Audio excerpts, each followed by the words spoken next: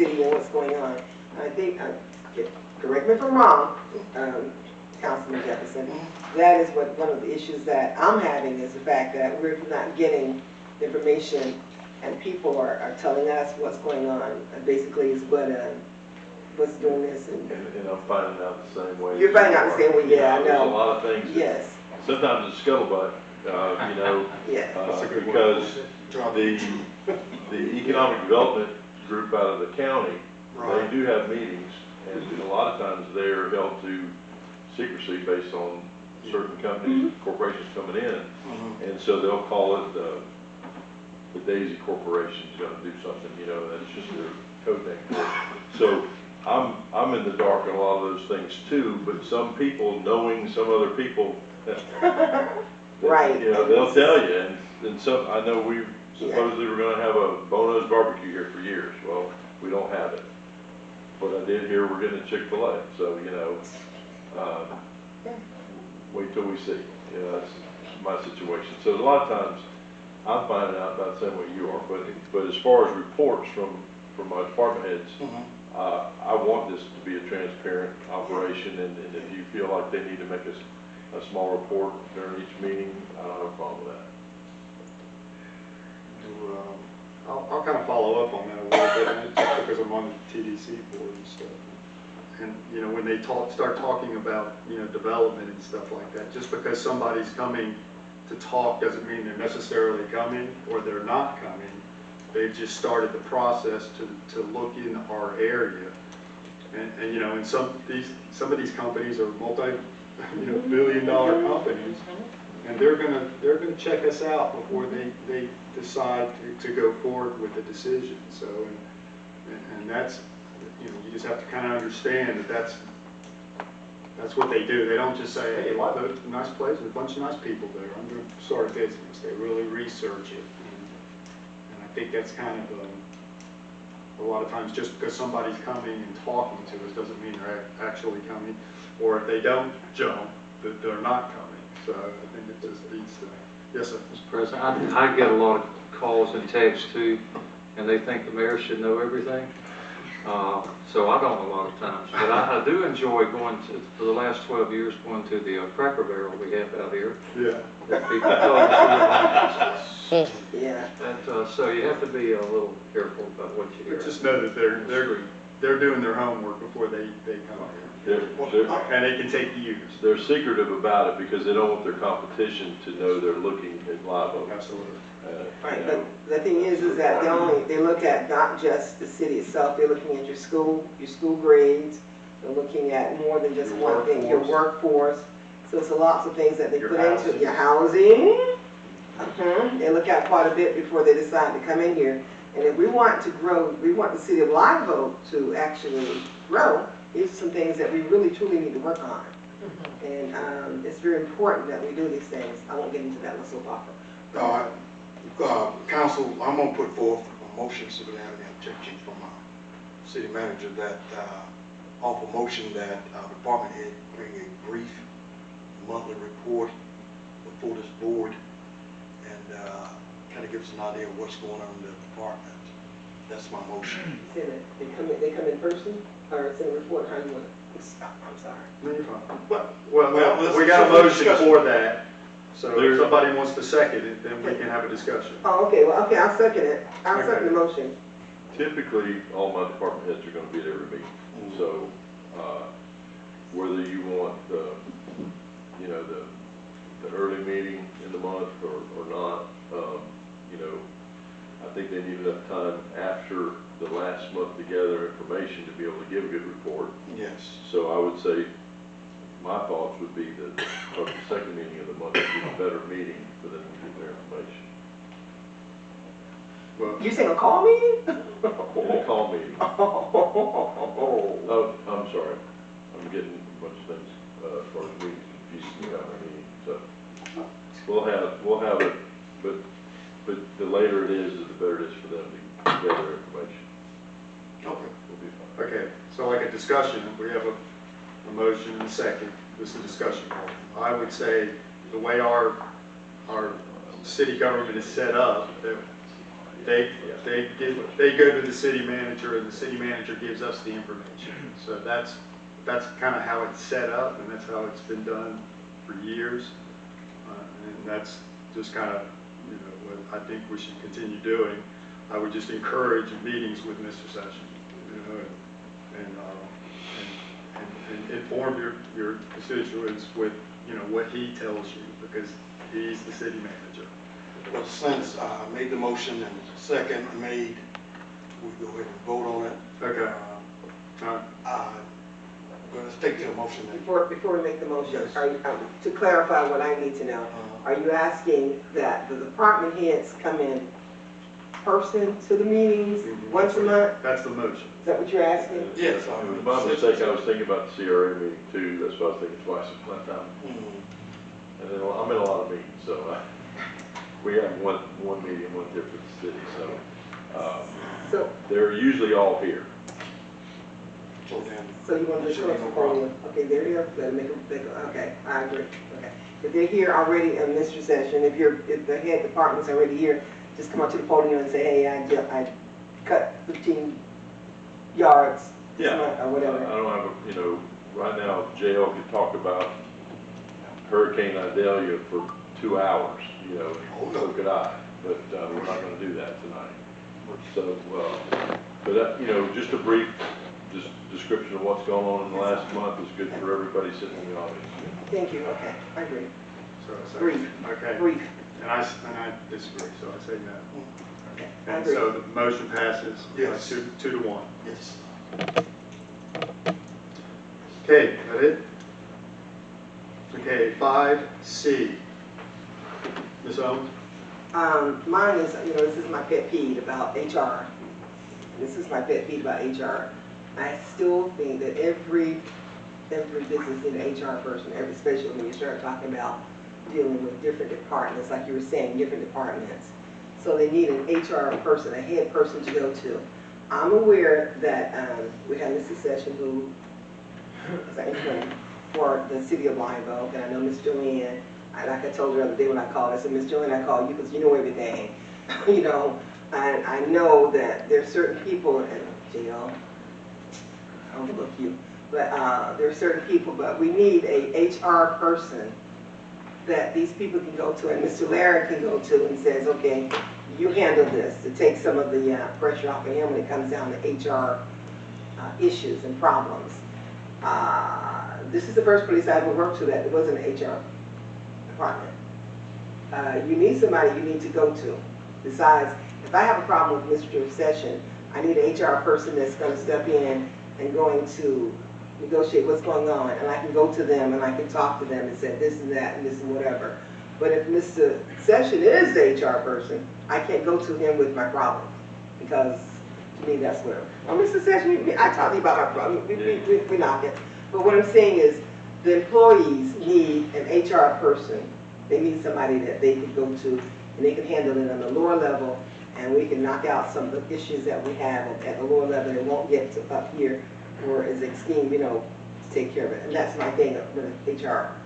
The city needs to look at an HR department. I'm not saying hire 5 people, 3 people, whatever, but we do need an HR person that somebody can go to, and they can take care of the issues that we have, and it will not involve, it won't take up and involve people who need to be busy doing other things, Mr. Session. Well, I kind of agree with you. What I've noticed since I've been here, I feel like we have a lack of documentation, and I'm good at that.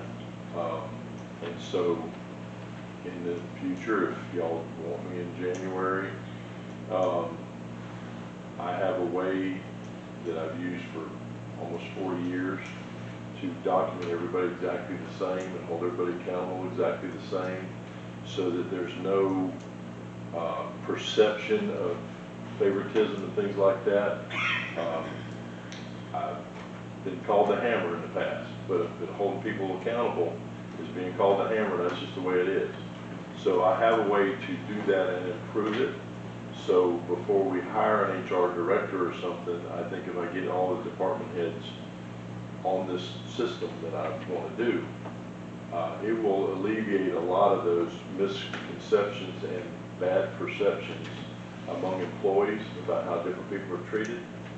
So give me a little time on that, but I agree that we need to do better with HR all the way around. I do have a person that processes all the HR paperwork, but I know she's not fully qualified to do the HR job.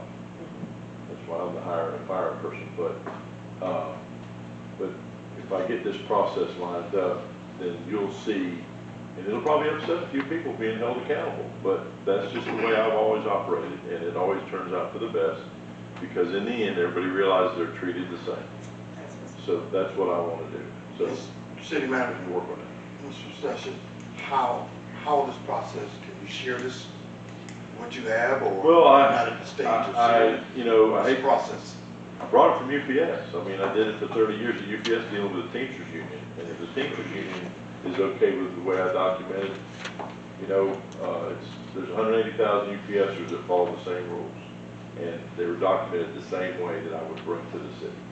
So that's the idea you bringing Yeah. a union, No, Oh. no, bringing the document bringing a document. that's okay with the union to prove it to be proper and hold up in a court of law and all the panels.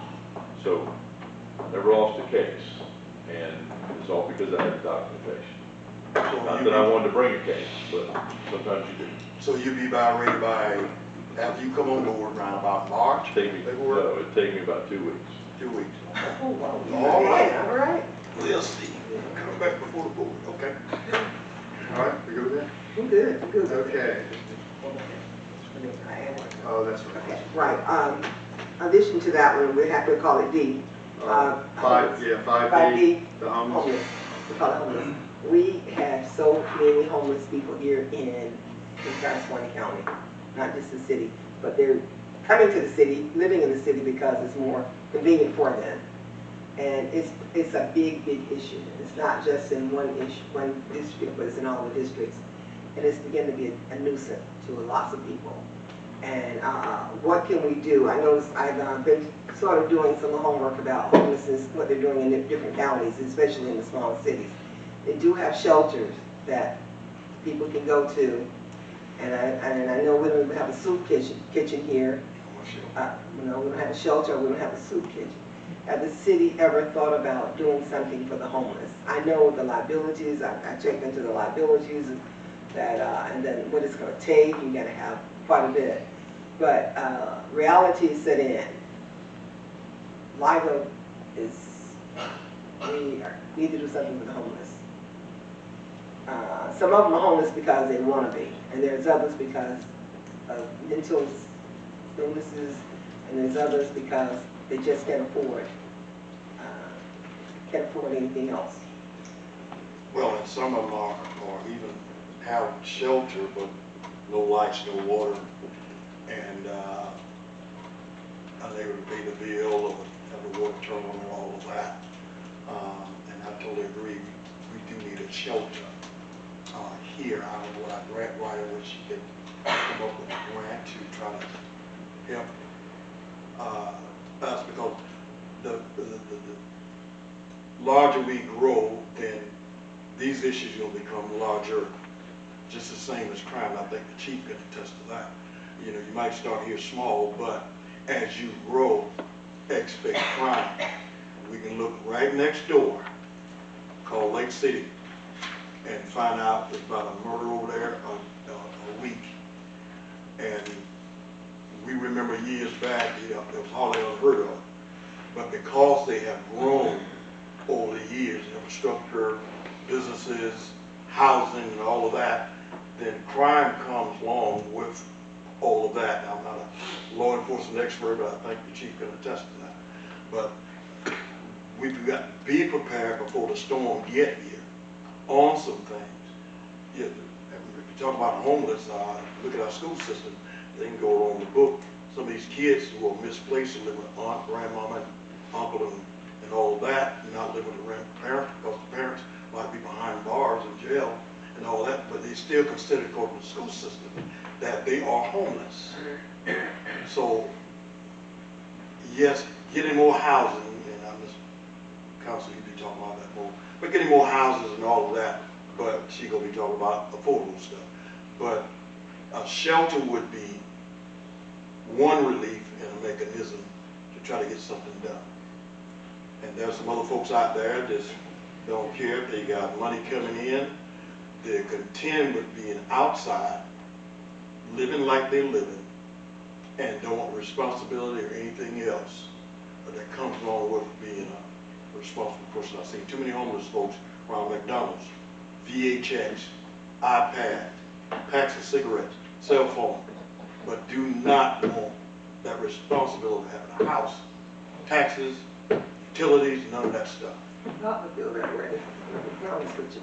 But my thing is like, I do some work on the side for, and I see the soup kitchen, and I am just amazed at how many people over in Columbia County, and she says 3 days a week, and these people are actually, that soup kitchen, I'm real nosy, and these are people who actually need to be fed, because like you said, they're homeless, and they don't have that whatever, and I've spoken with some of them, but let's just think about that part. Okay, with that one. Okay, let's talk about affordable housing, like you said. We, as a city, we need to really get on the ball, and I'm not talking about affordable housing where you're talking about $200,000. Let's talk about working affordable housing. And I've spoken to Mr. Sessions about it, we're going to work on it. I know we are.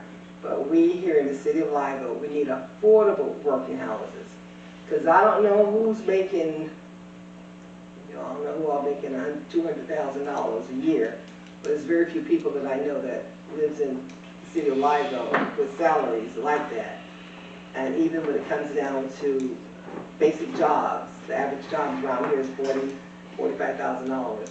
You can't afford to, and banks aren't going to loan you that kind of money for $200,000, $300,000 houses. And now that goes back to the homeless. This is why you see so many people that's pushed out of the living areas. But I'm asking the city, I'm asking you, I don't have nothing much with you, but I'm asking you, if you would, in your hearts, look into, there's different grants, and I'm going to call you, because I'm coming to found some grants that you on the city property, owned by the city can do something with that property and put some affordable housing on it. Right. So I'm asking the city. Housing. There we go. Yeah, that's what we're talking about. So I'm asking the city to consider thinking about it, and I'll get with our grant writer, and hopefully within the next 3 or 4 months, we can bring it back to you, and we can see about what we can do about some of the affordable living houses here in the city of Live Oak. Because it can be done, I found out, because I was amazed at our last meeting and to know that how many houses at the city, of small places and big places that built houses on property that the city owned. And it's just, I never knew this until I was there, and they said it can be done. Okay. Okay, one question, Mr. President, to my grant writer. You talk about HUD housing. Is there a criteria, and Ms. Council, you might answer that. Is there a criteria that a person has to meet in order to qualify to be a HUD person? Yes, but, sorry. Honestly, I think that Live Oak is a perfect place for qualifying for that, because our mean income is $45,000 for the average household in Live Oak. So we are considered a certified disadvantaged community. So yeah, it's finding opportunities, and actually Mr. Sessions and I have talked about a couple of different grant opportunities that I have found for redevelopment projects. Those are definitely a possibility, and they're out there. So we'll talk more now that I know that there's significant interest. And while you're doing it, let's look at tiny houses as well, because of some of the property that can't put regular houses on. Yeah. So let's look for grants for tiny houses. I know that was one thing that they told me, that perhaps that because of the way the cities, whatever, that we should look into tiny houses. I've seen in the past, and I don't think we have a large veteran community, but I've seen the tiny houses for veteran communities, Right. almost like, What do they call for lack of a better, like a tiny home community, just a small neighborhood of the tiny homes. I've seen veteran organizations do things like that. Not bad. Was it called Outside Badge or veteran something, yeah. community. Thank you. Okay. Okay, so we're just gonna put the two items together. Did that? Okay. Okay. Mr. Sessions, item 6, 6A. 6A. Do you want them to, I I got think 2 there's some people comments. that want to speak. but- Yeah, let's go ahead and get Johnny Johnson. Good evening. My name is Johnny Johnson. I'm a pediatric dentist. I live in Chiefland, Florida. I have come to you tonight to ask for your continuation of water fluoridation. We are thrilled to have less business. You probably have heard, and I'm going to quick reply to a couple of things that have been said about fluoridation and infrastructure. And Mr. Lee knows that fluoride is an excellent tracer for leaks in underground for water because it does not change. You can locate and tear up lead street because you know exactly where the fluoride levels are and where they're not. You can locate it that way. Secondly is on businesses. Businesses love to come to towns where their liability for insurance premiums are lowest. Businesses avoid places that don't have fluoridation, and because of insurance premiums for their employees' dental insurance is much, much higher. Small corporations and big corporations all look into that before they come to towns. I'm here to ask you to not only give dentists and your dentist here support fluoridation, to give us less business by knocking out a quarter of it, cavities, just by having the fluoride that's already in your water naturally adjusted up just a touch to where it helps prevent 25 to 50% of cavities for everybody. Now, Mr. Lee and I spoke about it, and he was thinking, or had heard some stuff, looked it up, that there's no fluoride in products that you use over the counter, toothpaste and foods and drinks and things, that is no longer needed. Fluoridated water is not. Well, the truth of the matter, and the fact the studies show that when you have fluoridated toothpaste, it does a great job in reducing cavities. But when you fluoridate your water, as you all have, you knock out at least 25% more cavities. We know also that from studies and research that's been done in cities that have stopped fluoridation, over a period of a few years, cavities have skyrocketed. A city in Canada, Calgary, 1.3 million people, over a 10-year period, their cavities skyrocketed, went way past the other city next to them that had fluoridation yet continued. They have voted